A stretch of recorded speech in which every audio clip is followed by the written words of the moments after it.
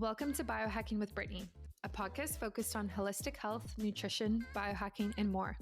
I'm your host, Brittany Ford, registered holistic nutritionist and self-proclaimed biohacker. During the last 10 years, I've focused on healing my gut and hormonal issues through lifestyle changes, nutrition, and of course, biohacks. And now I teach others to do the same. I'm so excited you're joining me today, so let's dive right in.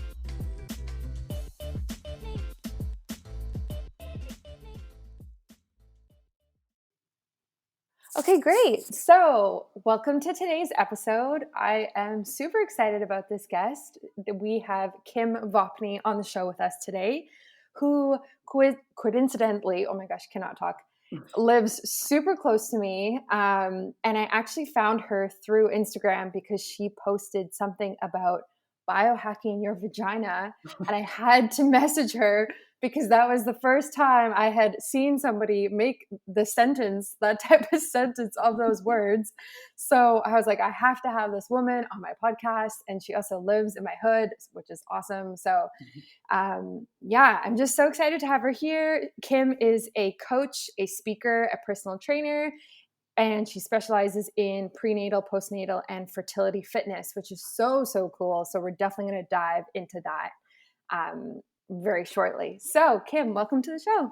Thank you. Yeah, small world. And yeah, it's funny. I mean, I have never made any post about biohacking, and it led me to you. So maybe I'll use it more often, see what else happens. But it's super nice to connect with you. Thank you for having me. Yeah, awesome. Yeah, I love that. So to get us started, I would love for you to kind of explain how you got into this field, your personal life, however much you want to share, and your career, just how, like, really how it happened. Yeah, for sure. So it really started with a fear and fascination about childbirth.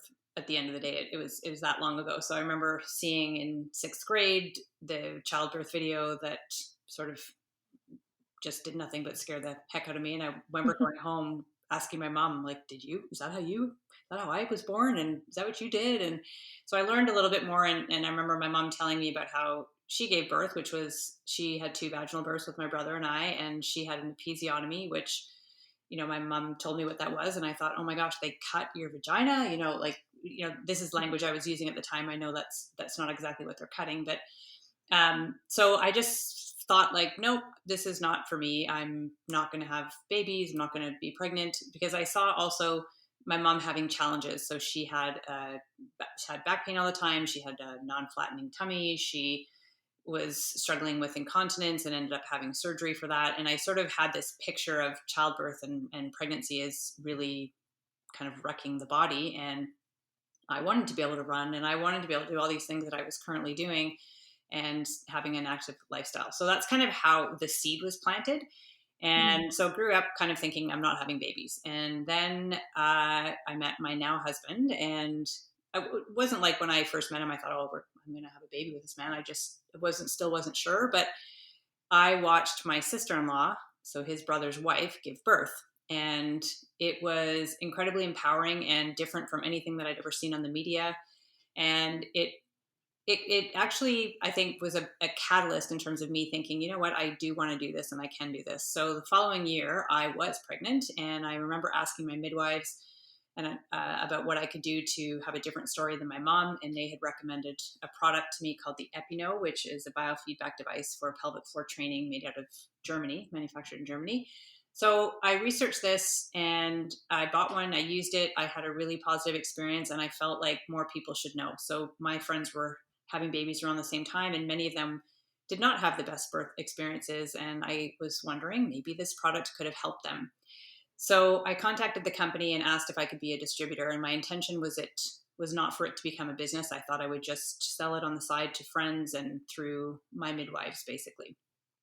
And then I started to find that as I was telling people about this product, that I was talking a lot about fitness principles. And I had been a personal trainer, and I had actually left the fitness industry and moved into a corporate world. I was a human resource specialist, and that's what I was doing. And this was kind of like a little side thing, again, not intending it for it to be a business. But as I was telling more people about it, it came down to fitness, essentially preparing your body for a physical event and recovery. So I recertified my fitness and focused in the pre-postnatal world and started to try to spread the word of this product. Shortly thereafter, I was laid off from my corporate job. So I thought, okay, here I am. I'm going to jump into this entrepreneur world and see if I can turn this into a business. And that's kind of how it started. So I was talking to anybody I possibly could find who would listen to me talking about pelvic health, and I was attending events and trade shows and all that kind of stuff. I started an online store for the product. I was reaching out to other professionals. I found another woman in New York who was talking about diastasis recti, which is the abdominal muscle separation, which typically occurs in pregnancy. And I was realizing the link between diastasis and the pelvic floor. So I went down and took her training, and my intention was to come back to Canada and launch it here. And she had a product as well. It was a wrap. And so that was my intention. And then I'm still networking, reaching out to people in my local community.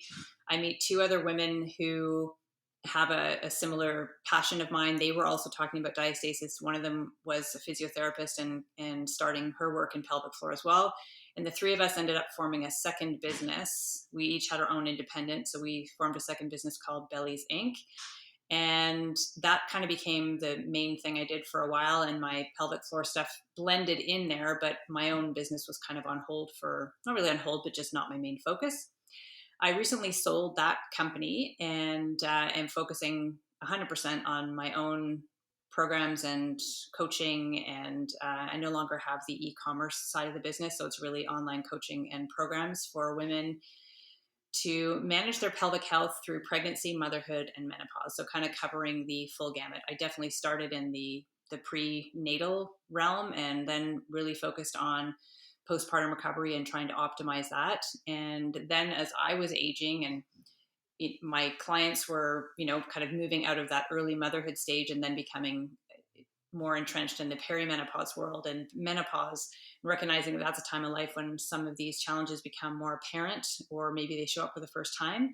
So that's kind of how I was expanded or kind of evolved to cover those life stages through the business. So that was a bit of a long answer, but that's kind of how I ended up here. Yeah, that's okay. Yeah, that's amazing. That's like such a journey that you went on both personally and like with your business, hey? Yeah, it has been not intended. Again, I was supposed to just have Mhm. this little side gig that I sold this little product on. Ended up being this major catalyst to what now feel incredibly grateful to have an entrepreneur life and a career really that I'm incredibly passionate about. That's awesome. Yeah, yeah, especially in this field, which is just like growing rapidly, Yeah. um, and really needs like women and people specializing in it and as much support as possible.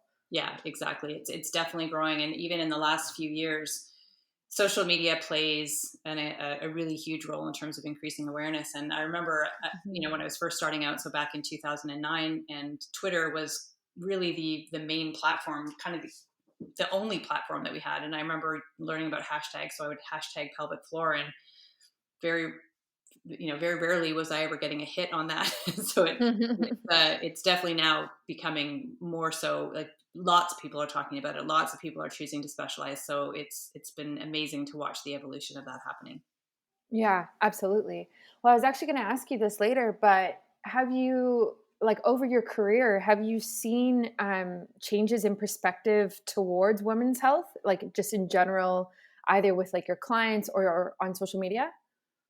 Yeah, yes, I have. It still is slow, and it still actually amazes me that I still find so many people that say, "Oh my gosh, I've never heard of this before." Or, why didn't my doctor or my midwife tell me about this? Or so it, even though I feel like everybody is talking about it now, and it's becoming almost trendy to talk about pelvic floor, I still feel like there's a long way to go. However, from Mm. when I started, so over 11 years ago now, to where we are now, it has been a huge, huge leap forward. So there's definitely more people aware. There's more people who now come to me and say, maybe they heard me or somebody else on a podcast, or, they reached out on their own to a pelvic floor physio and they've been asking their doctors about it. So that is what really helps fuel this, is not just all of us talking about it, but us talking about it to the various healthcare providers who then start to form their own collaborative referral networks. So it doesn't have Yeah. to be women advocating and asking. It can be the healthcare providers delivering the enough information. It's just been such an area that's been overlooked, and if any information has been shared, it's usually go home and do your Kegels. And then typically women go home and don't really know how to do them because they haven't been evaluated properly.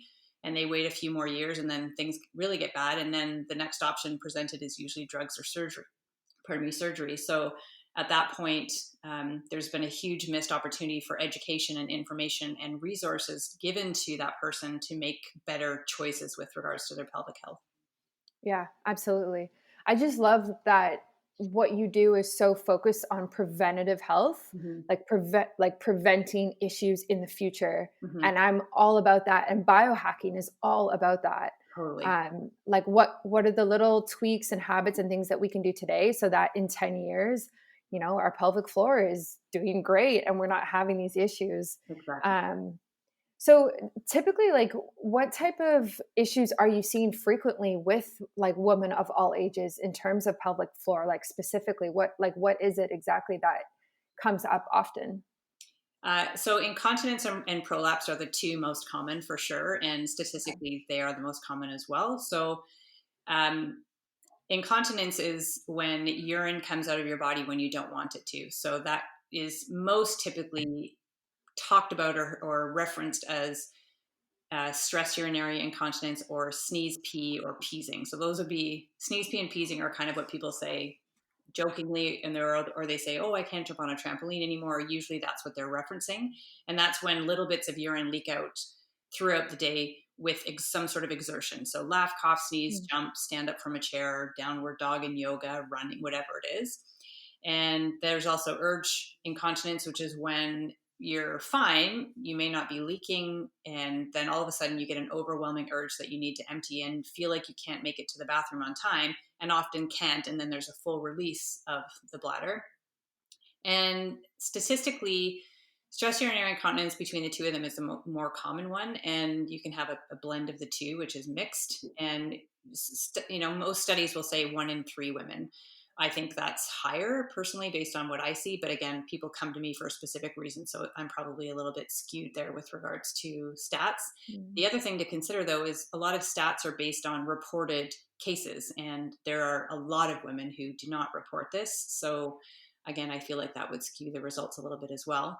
The other challenge that women are that I see that is incredibly common is pelvic organ prolapse. So that's where the bladder, uterus, and or rectum start to descend or move out of their optimal position and can bulge into or descend into the vagina.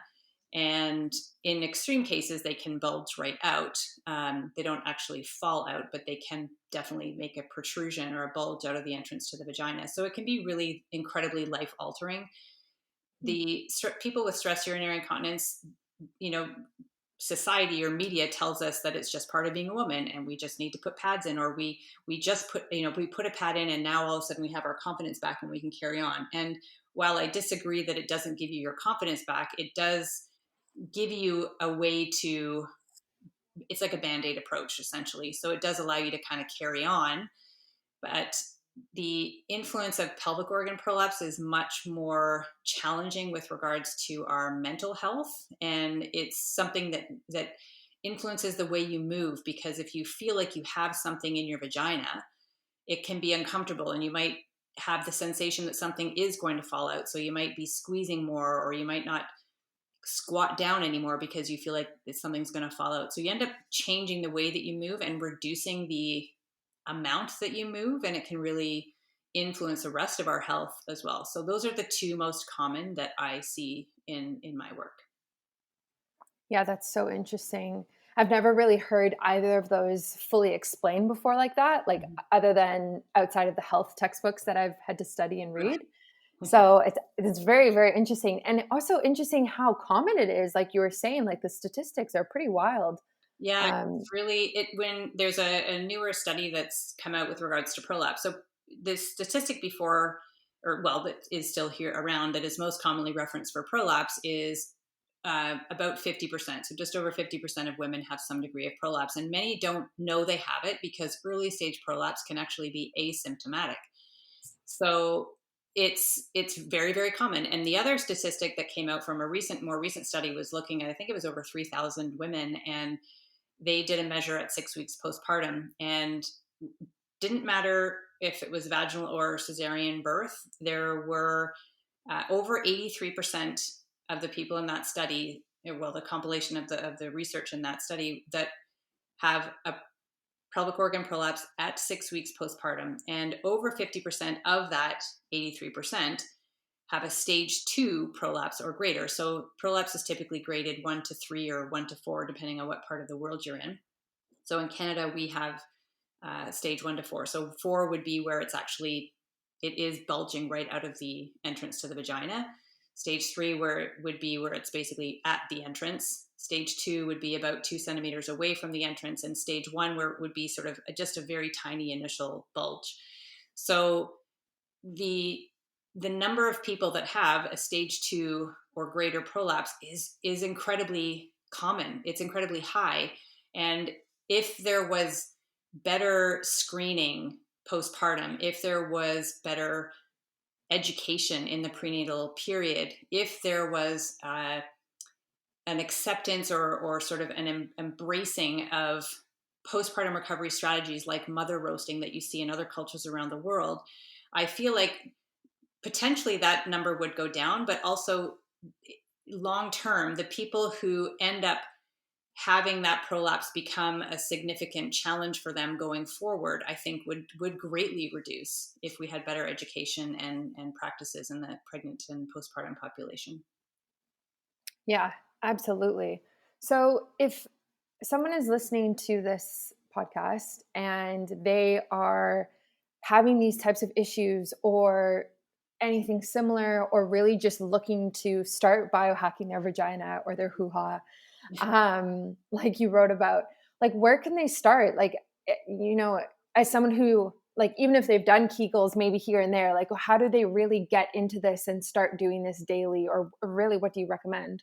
Yeah, good question. So the number one thing that I recommend every single woman do is to see a pelvic floor physiotherapist or physical therapist if you're listening from the States. And these are physiotherapists who have additional training in evaluating and treating the pelvic floor muscles. And they are licensed to go beyond the introitus. So they use gloved fingers to feel, to evaluate, to treat the potentially scar tissue that we may have, or muscle imbalance, or trigger points, the similar things that you will hear if you are seeing a massage therapist or an acupuncturist or other body worker. So they, in my opinion, are really the kind of the gold standard in terms of receiving a very thorough evaluation of your pelvic floor and an understanding of what would benefit your pelvic floor. So right now, I mentioned earlier, and you brought it up too, for Kegel exercises, is generally what women are told. So it's an exercise, and it's very often prescribed, and it's very rarely taught. So it's this elusive exercise that people are not 100% sure if they're doing correctly. It's not a part of the body that we can't necessarily see when those muscles contract and relax in the mirror, like when we go and do a bicep curl in front of the mirror, for instance. So having somebody who is an expert in that part of the body help us understand what happens when we contract, what happens when we relax. Can we contract and relax? Can we contract, and is there a bit of a lift that happens? A pelvic floor contraction or Kegel exercise is a balance between effort and ease. So there's an effort in a contraction, sort of a drawing together, and then a lift action. And then there's the ease part where we let that go. Just like any other muscle that we're training, we take it through its full range of motion. And that's what a Kegel exercise should ideally be. However, most people have kind of viewed the Kegel exercise as just a squeeze. There's not really a lot of attention paid to the lift, and there's definitely not a lot of attention paid to the letting go. So for people who have incontinence, for instance, who leak urine out of their body, and they don't want urine to leak out, they're going to squeeze more, they're going to grip more. for people who feel like an organ might potentially fall out of their body, they are going to squeeze more or grip more. So if they do a Kegel exercise, how they think it should be done, which is a squeeze, they squeeze, squeeze, squeeze, squeeze, squeeze, and they forget about the lift and the letting go. So that muscle never really goes through its full range of motion. And therefore, the Kegel exercise actually just contributes to more tension and an inability to release that tension. And if you're not taking the muscle through its full range of motion, it can lose, I don't want to say completely lose, but it's hindered in its capacity to react to forces like laughing, coughing, sneezing, jumping, whatever it is.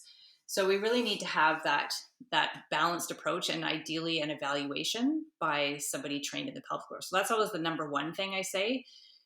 Then once you understand how to do a Kegel exercise correctly and what you need to focus on, so maybe you need to focus more on the lift, or maybe you need to focus more on the letting go. So once you have that understanding, it's about then continuing that correct application of the exercise in a consistent manner. We have to make sure we do it consistently, and it's not a quick fix.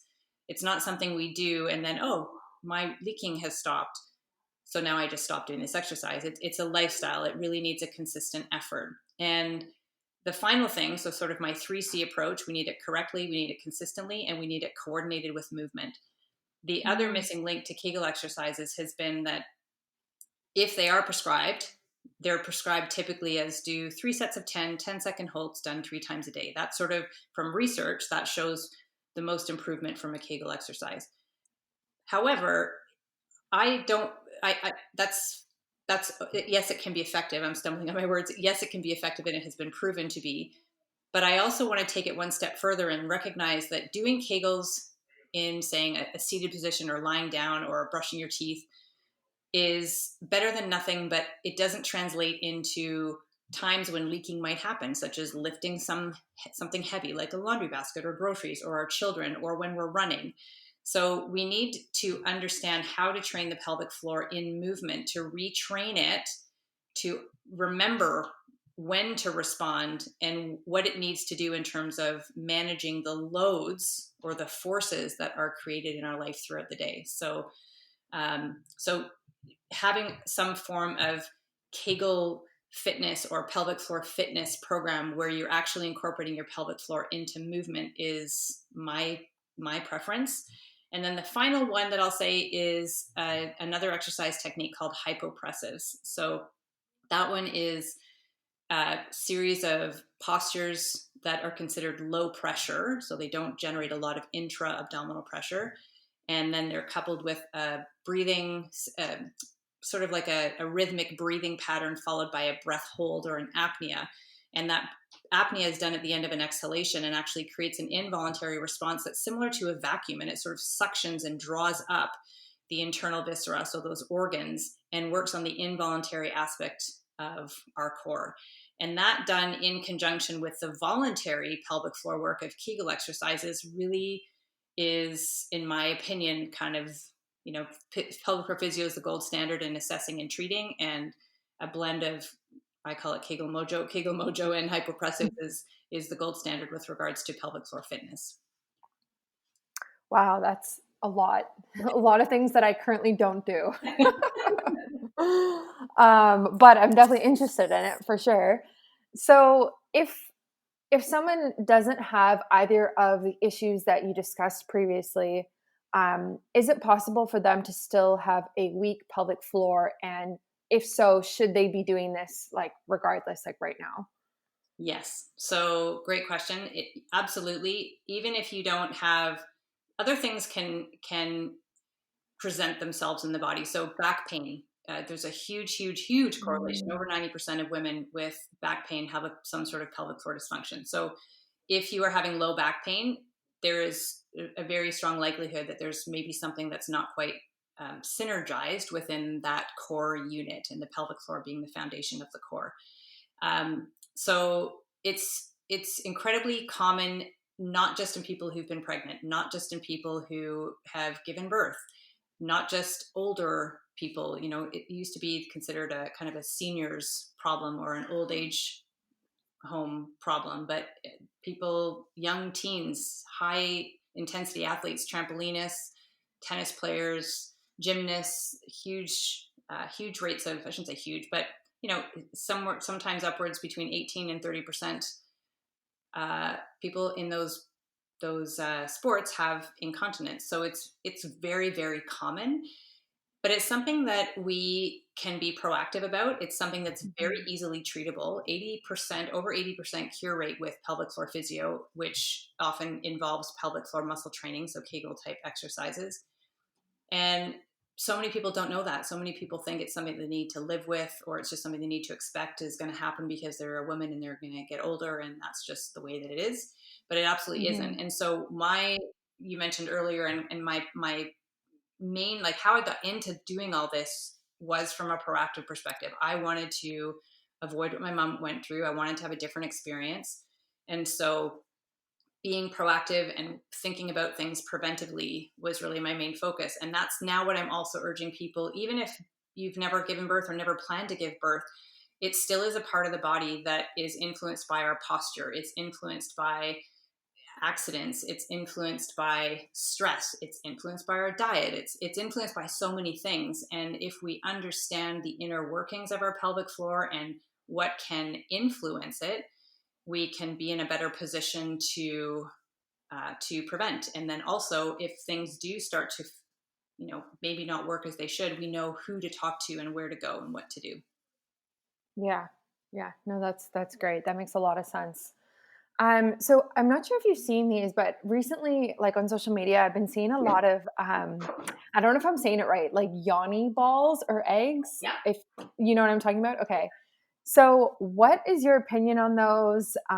Do they have any validity? And because like they're kind of funny, like for the listeners, they're basically I'm not sure even what they're made out of, but there's different types, and you obviously put them inside of you.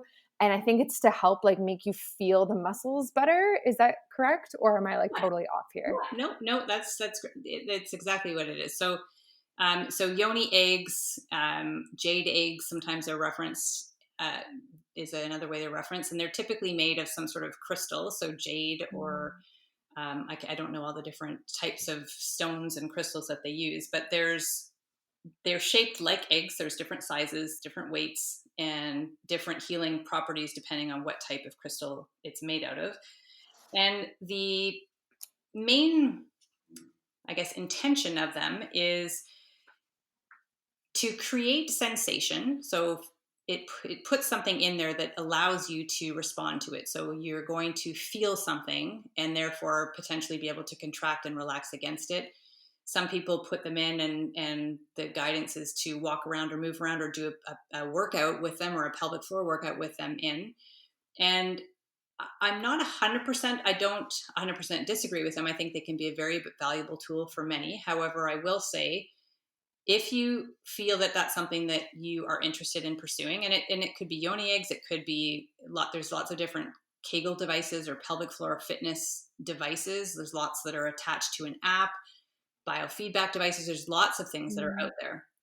But before you invest your money into a product, if you have a pelvic floor physio available to you in your community, I highly recommend you put your money there first and have your pelvic floor evaluated. And then you can determine, and your pelvic floor physio can help you determine if yoni eggs or a pelvic floor device, biofeedback device, is actually something that would benefit you.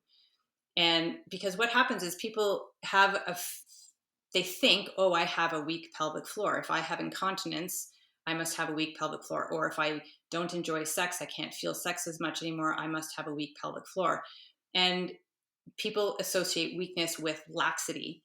And laxity isn't always the problem. Sometimes there can be too much tension and non relaxing muscles. And so, again, if you put something in that requires more gripping and holding, it can make the situation worse. mm, So, it's not something that I wholeheartely recommend, but it can be a really valuable tool for some.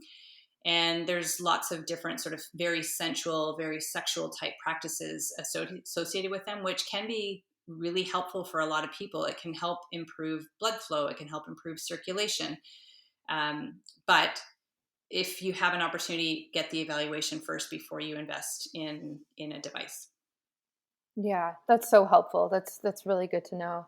Um, and if you work on your pelvic floor, does it have an impact on your periods as well in terms of like, um, I guess it wouldn't really impact like regulating them or that type of thing necessarily, but potentially like cramping and pain? Yes, yeah, for sure. So yes, Yeah. it's not going to normalize your periods from a regularity or cycle perspective, but a lot of people report improved, less cramping, less pain, less discomfort. And some people can actually get achiness into their vulva and into their vagina as well. And people notice that when they have a stronger pelvic floor, that lessens. And the other thing with regards to periods is your cycle can sometimes influence the symptoms that you might be experiencing as it pertains to incontinence and prolapse. So some people notice that the week prior to and the week of their period, they have more sensations of leaking, or they feel like, well, not even feel, they do leak more, or they feel like their prolapse is more prominent. The symptoms are more apparent. And sometimes that can be the weight of the uterus, because the weight increases in size and volume, and it can be the weight of that. And it's the hormone piece, though, is really what's at play there as well. It could also be posturally related. So sometimes people hold themselves a little bit differently, especially if they do deal with pain, and that can influence the sensations and the ability of the pelvic floor to work. And there's not a ton of research to 100%, say there's a very significant correlation. There is, it hints that maybe there is, but non-research sides of just people, in terms of what I see from clients and participants in my programs, from their reporting, it's very common that they have an increase in symptoms right before and during their period. Mm. Yeah, that makes sense. So if you like start bringing in these exercises and you go see a physiotherapist, typically like how long does it take to really start like reaping the benefits of putting in this work and effort? Not very long. So I do a 28-day challenge each month, and uh, it's most people, I would say most people in there are struggling with incontinence. That would probably be the number one thing that people experience. And there's also people with prolapse that are in there. Those are the most common. And usually by 2 weeks, so I always have a check-in at 2 weeks. And that's when people start to say, oh my gosh, I realized that I've been sleeping through the night and not getting up to go pee, or I realized that I just went on a 2-hour car ride and I didn't have to stop to go to the bathroom, or I did an exercise class and I didn't pee, or I didn't leak, and I'm ditching my pads now. So it doesn't take very long. So within, some people have noticed it within a week, but I'd say it's most common around 2 weeks. So that's consistent, about 10 minutes a day. 10 minutes a day over a 2-week period, and people were noticing significant change. Oh, good. I'm glad. I'm glad that it's that quick. Yeah. Yeah. Yeah. So if you want to talk about like the services you currently offer, that would be great too, because I'm sure there's listeners who are interested. Yeah, thank you. So as I mentioned, the challenge, so each month I have a challenge for pregnant people and non-pregnant people. So the pregnant one is called Birth Like a Boss, and it takes the principle of specificity from fitness and applies it to birth. So what labor positions are most effective, and how can we exercise and move our body in ways while we're still pregnant that will help optimize our body for birth, so we can birth powerfully, we can birth confidently, and ideally with not without the need for interventions, and also with less um, postpartum challenges like diastasis recti, like the back pain, like incontinence and prolapse. So that runs every month. That's Birth Like a Boss. For non-pregnant people, it is the Buff Muff Challenge, and that is pelvic floor fitness with movement. So essentially, as I was talking about before, I look at the 3 C's, do them correctly. I teach you how to do that, do them consistently. So you have a daily reminder and a series of exercises to do each day for 10 minutes. And it's movement based. So you're not sitting at every red light doing 150,000 Kegels. You're doing squats and lunges and bridges and some exercises you've seen, some of them you won't have seen, but it's about applying pelvic floor activation and awareness to fitness and to movement to get you in the habit of that, and to set you on the path of long-term pelvic floor function, basically. And then I have 2 online programs, which are really comprehensive. Their education, there's exercise libraries, there's workouts, there's guest expert interviews, and this is both on the pregnant and non-pregnant side. So the program is called Prepare to Push, and for non-pregnant people, it's called Kegel Mojo. And then from there, if people feel like they want some one-on-one help, then I also offer coaching. And hypopressives is something that I teach as well. So that's included in the Kegel Mojo program, and it's also included in my coaching. And that's pretty much what I do. And I also teach courses for fitness and allied health professionals. So if you are a chiro or massage therapist or personal trainer, if you are working with women at any stage of life, it's important that you have an understanding of the inner workings of the pelvic floor as well. And that will help guide your treatment or your exercise prescription. So I have a certification course called the Core Confidence Specialist certification as well. Amazing. That's so great. So where can people find you and how can they connect with you after this? Vaginacoach.com is my website. And if you would like to email me, kim@vaginacoach.com. And my social handles are also Vagina Coach. I'm probably the most active on Instagram, and next would be Facebook. And I also have a private Facebook group called Box Talk. And that is, it's close to 1,000 people now. And it's essentially, it's a safe place for people to share and to ask questions and understand and realize that they're not alone in their struggles and seek help from me, but also from one another, because people sharing stories is really what moves us forward. Yeah. Oh, that's so good. We need those safe spaces to talk about this for sure. Yeah. Yeah. Well, thank you so much for coming on the show. I feel like I learned so much from you, and I'm sure all the listeners did as well. This has been like super, super informative. Oh, good. I'm glad. Thank you so much for having me. I really appreciate it. No worries.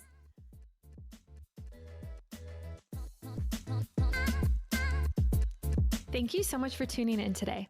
As always, feel free to screenshot this episode and tag me if you'd like me to respond. I really hope you enjoyed it and learned something new. If you have a question about your health, my DMs are always open and I'm currently taking new clients. Thanks, and see you next time.